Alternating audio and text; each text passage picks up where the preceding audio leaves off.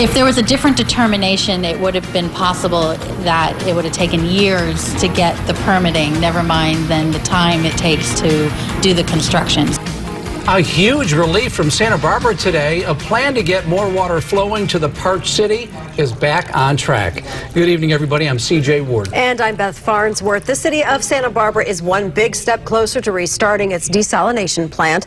There was a threat of a decade-long wait, but the Coastal Commission gave the go-ahead to move forward. The facility is located near the rescue mission at Yananali Street and Garden. When it's fully operational, the plant will produce 20% of the water Santa Barbara needs. But as News Channel 3's Victoria Sanchez reports, this won't begin to solve the city's water shortage.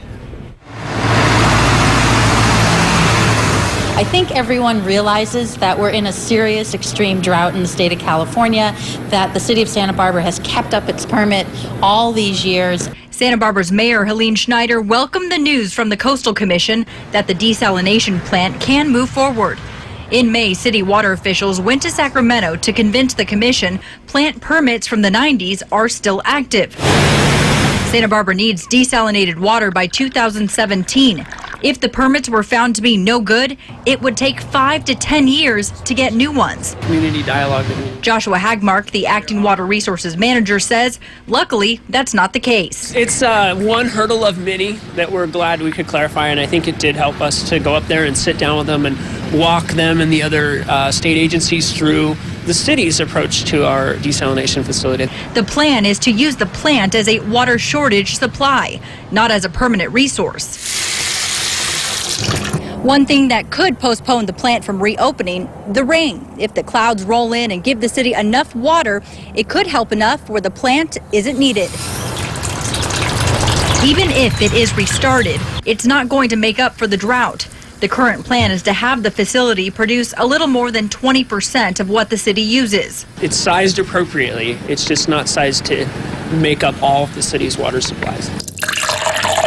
That's why residents are being asked to conserve now, because desal water is expensive. We're looking at roughly $5 million just to operate the facility for that small amount of water. Next steps include getting a permit to put the pumps back in the ocean. That would take the salt water to the Yananali Street plant. In Santa Barbara, Victoria Sanchez, News Channel 3.